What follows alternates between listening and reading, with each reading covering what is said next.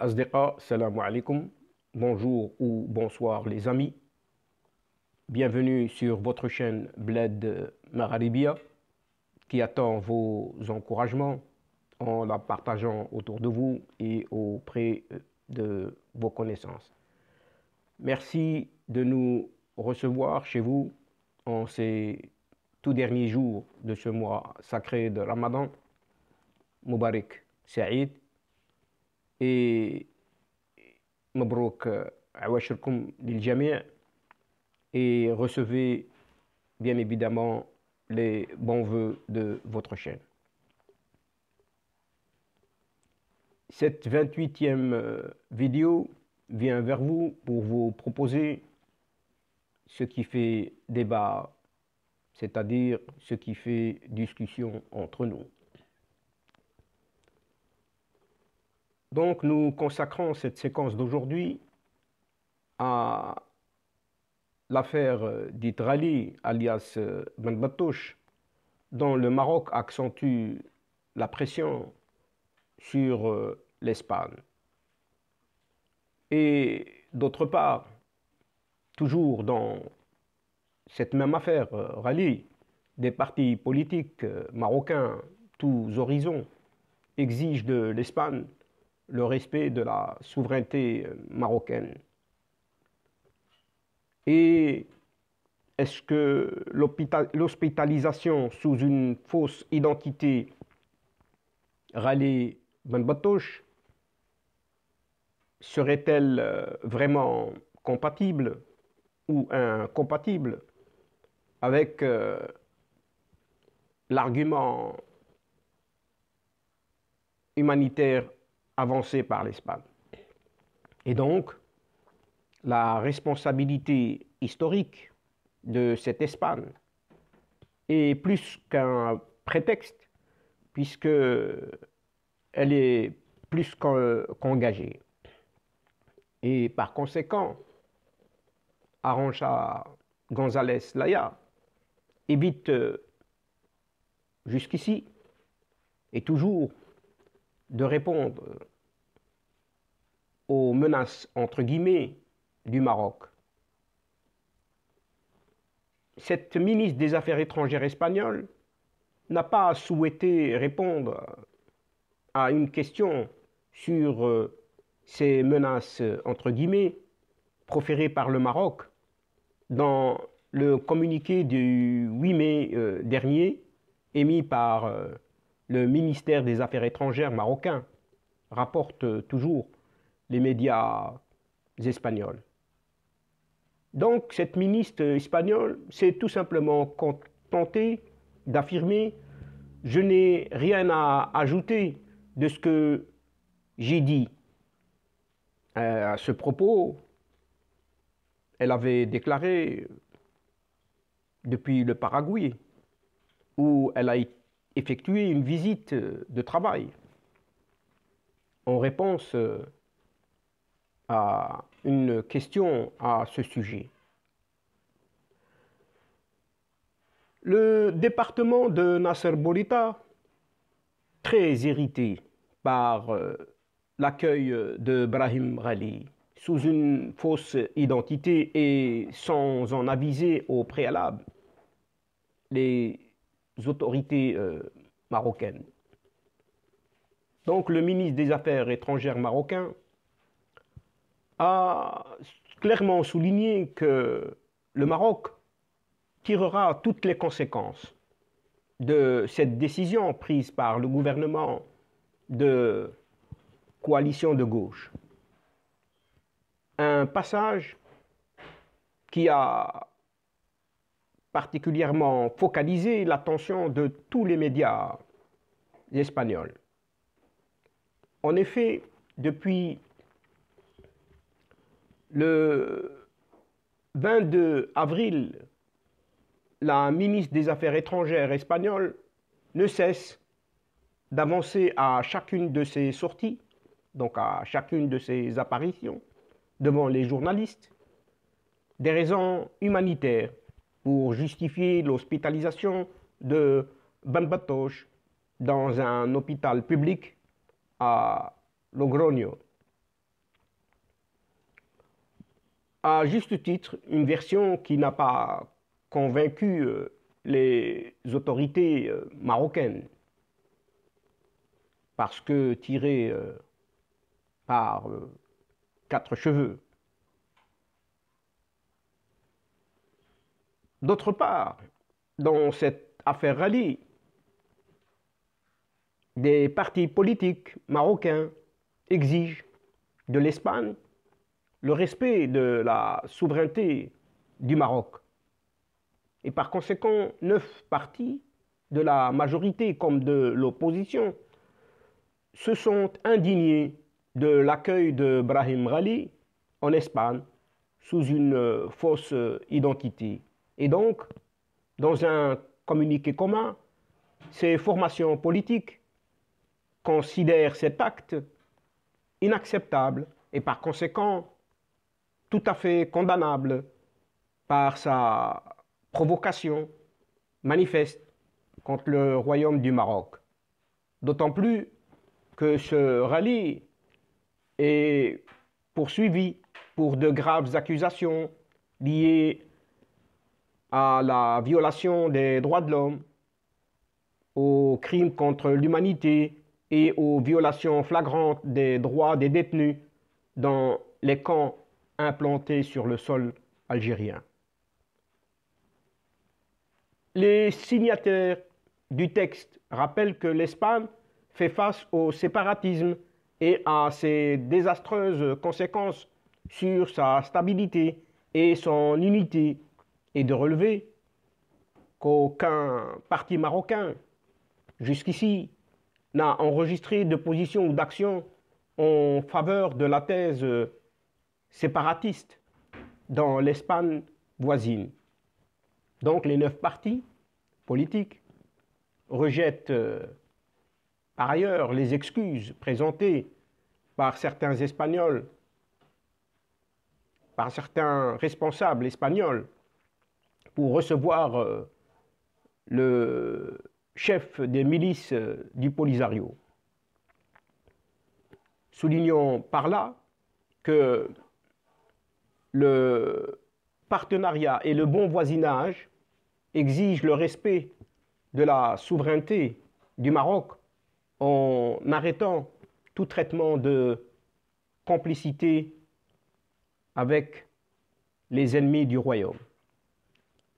Et de conclure en invitant le gouvernement espagnol à prendre les mesures immédiates pour corriger sa décision à travers l'hospitalité accordée à Ghali alias Ben Batouche.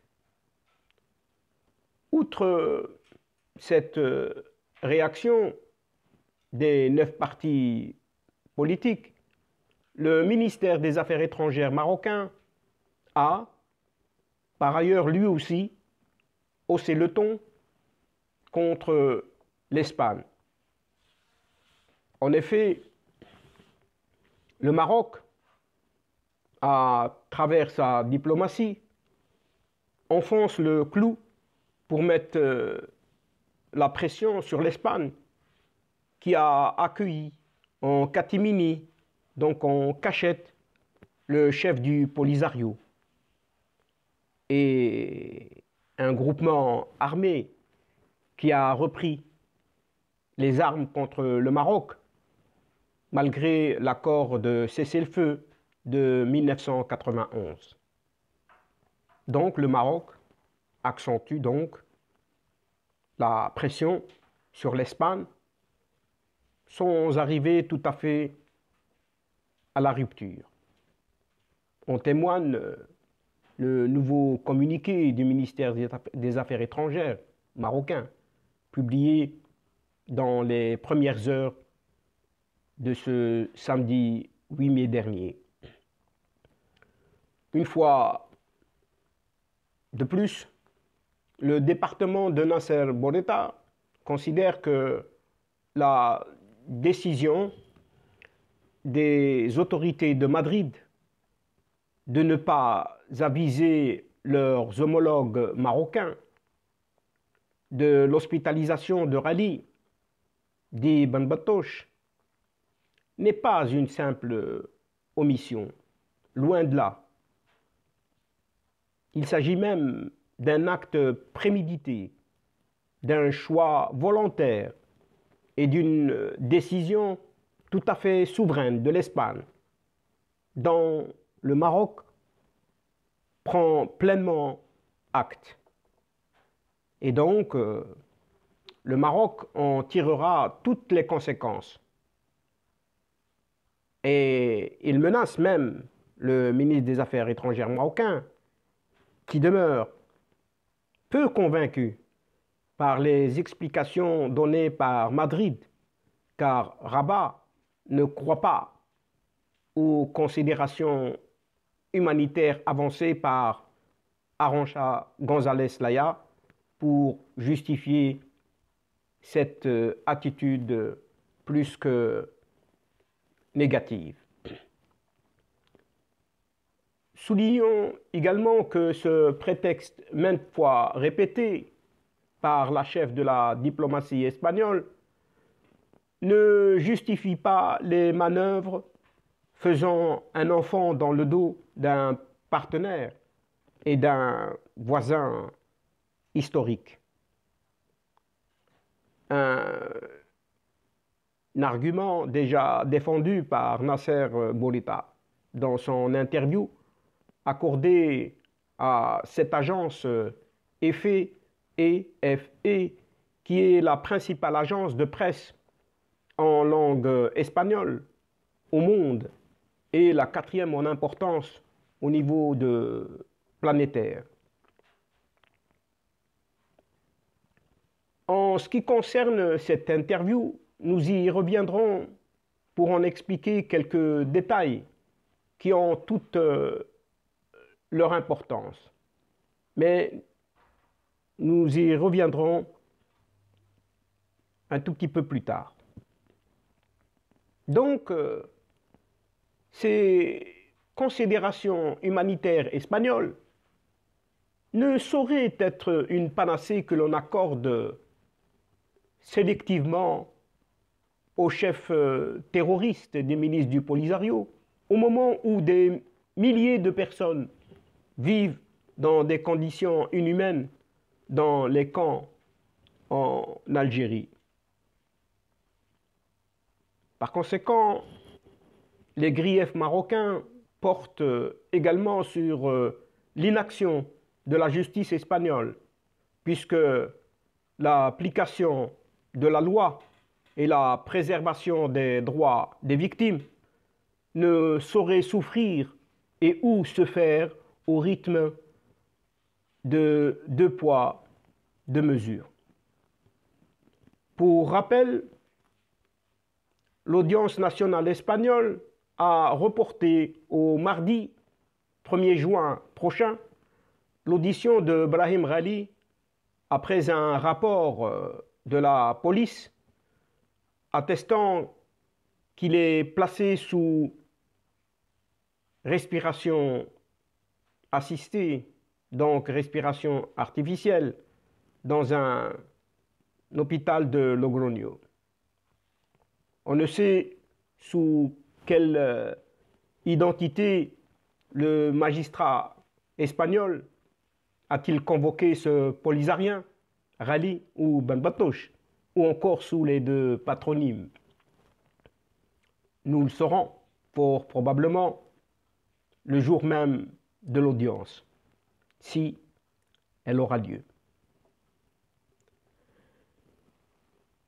Toutefois, cette hospitalisation s'est faite sous une fausse identité, et cela, aujourd'hui, est connu de tous, ce qui est incompatible avec l'argument humanitaire. Par ailleurs, le communiqué marocain répond aux propos de la ministre espagnole des Affaires étrangères, qui a minimisé l'impact de l'accueil du chef du Polisario sur le partenariat avec le Maroc. Et par là, il y a aussi l'attitude de certains responsables gouvernementaux espagnols, ne préjugeant de la réaction marocaine et minimisant l'impact aussi, pourtant grave, sur la relation et par conséquent ne saurait occulter cette situation déplorable.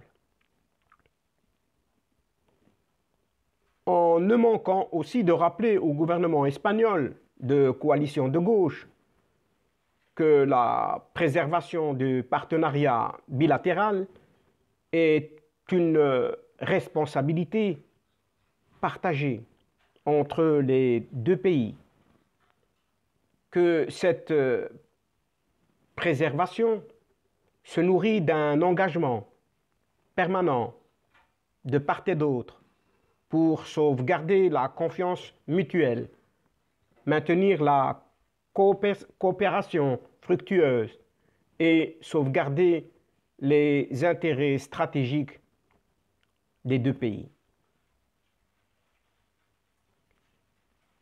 Par conséquent, l'hospitalisation de Brahim Ghali, alias Ben Batouche, sous une fausse identité et sans aviser le Maroc, est à l'origine de l'annulation de certaines réunions entre ministres marocains et espagnols destinées à préparer le ou les prochains sommets entre les deux pays. Ce sont des réunions de haut niveau, déjà frappées par le report en décembre officiellement pour des raisons sanitaires et ces moments précis, et allez savoir ce qui se dessinait déjà au mois de décembre. Puisque la crise entre le Maroc et l'Espagne se confirme avec cette interview accordée par Nasser Bourita à l'agence EFE, et donc nous y revenons. Nous y revenons ici, car le ministre des Affaires étrangères marocain n'a pas été par quatre chemins, en laissant de côté le langage diplomatique pour exiger de la clarté et surtout des réponses aux interrogations marocaines suite à l'accueil de Brahim Ghali dans un hôpital à Logroño au nord de l'Espagne. Et la pression du Maroc sur l'Espagne s'accentue suite à l'accueil de Brahim Ghali sous une fausse identité. Et cette pression ne faiblit pas. Pour l'heure, le royaume marocain n'a pas encore reçu de réponse satisfaisante et convaincante de la part du gouvernement espagnol aux interrogations émises par son département dans son communiqué du 26 avril dernier. Dès lors, pourquoi les autorités espagnoles ont-elles jugé utile de ne pas aviser le Maroc de l'arrivée de Ghali, alias Ben Batouche, sous une identité algérienne? Et pourquoi ont-elles préféré coordonner avec les adversaires, pour ne pas dire les ennemis du Maroc? Est-ce normal que le monde entier, et le Maroc en particulier, ne soit pas informé et ne l'est que par voie de presse? Le ministre des Affaires étrangères marocain a reconnu que cette affaire est un test sur la fiabilité et la sincérité de la relation entre le Maroc et son voisin espagnol. Ou bien c'est juste un slogan. Le ministre a rappelé que Rabat avait refusé en son temps d'accueillir des leaders indépendantistes catalans. Une référence au rejet en 2017 de la demande de l'ancien président de la Catalogne, Carlos Puigdemont, de se rendre au Maroc. Donc, la responsabilité historique de l'Espagne est beaucoup plus qu'un prétexte. En effet, lorsque les Catalans ont demandé aux Marocains de les accueillir, les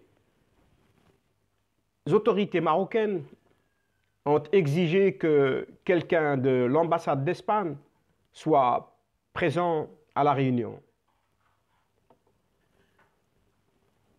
Par conséquent, il n'est pas permis entre partenaires de manœuvrer dans le dos avec une question fondamentale pour le Maroc, que le royaume marocain avait soutenu l'intégrité territoriale de l'Espagne face au mouvement indépendantiste catalan et que le Maroc rejette le processus unilatéral d'indépendance de la Catalogne en exprimant son attachement à la souveraineté, à l'unité nationale et à l'intégrité territoriale du royaume d'Espagne.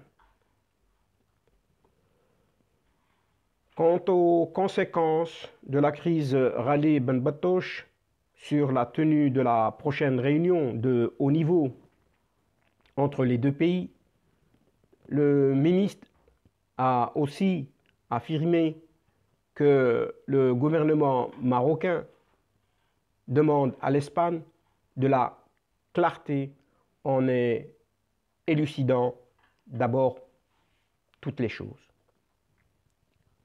Pour rappel, ici, les réunions prévues les 28-29 avril dernier entre ministres marocains et espagnols ont été purement et simplement annulées. Le ministre des Affaires étrangères marocain a aussi et surtout constaté que les appels d'association des victimes du Polisario à auditionner Brahim Rally sont restés vains, donc sans réponse. Mais alors, où est donc la justice espagnole dans tout cela? Aucun magistrat n'a jugé utile de répondre à ces demandes. Et est-ce cela le véritable rythme de la justice espagnole? Le ministre des Affaires étrangères marocain, encore lui, a par ailleurs balayé d'un revers de la main la responsabilité historique de l'Espagne envers les Sahraouis qu'il considère comme un prétexte seulement. Sans manquer par ailleurs de rappeler que l'Espagne a colonisé Sidi Ifni et était présente au nord du Maroc, mais dans ces régions, elle se comporte tout à fait normalement. Nous ne pouvons pas rester prisonniers du passé espagnol, a souligné Nasser Bourreta. Ainsi, au stade où en est cette affaire Rallye, alias Ben Batouche, dont le Maroc accentue toujours la pression, ici et maintenant, une suite probable serait réservée par les deux autorités espagnoles et marocaines et dont certainement nous en saurons et en parlerons davantage encore très prochainement. Et c'est ici que prend fin, chers amis, ce qu'il fallait démontrer au travers de ce qui a fait débat entre nous, tout en mettant temporairement un petit terme à ce qui a fait discussion cette journée ou cette soirée. Mais avant de prendre congé de vous, en tout cas, un tout grand merci pour votre fidélité, tout en vous souhaitant d'excellents moments en ces derniers jours et ces dernières soirées de mois de Ramadan Mubarak Saïd. Et donc en ces dernières nuits sacrées, Layali Ramadania Saïda, Mubrouk Awashirkum, et au plaisir donc de nous retrouver prochainement. Ainsi, nous vous prions de ne pas oublier d'aider Bled Magharibia en vous y abonnant et en partageant autour de vous ces séquences vidéo. Au revoir les amis, al-asdiqa, salamu alaikum wa rahmatullahi ta'ala wa barakatuh. À la prochaine fois et à bientôt. إلى اللقاء في حصة أخرى إن شاء الله. مع السلامة.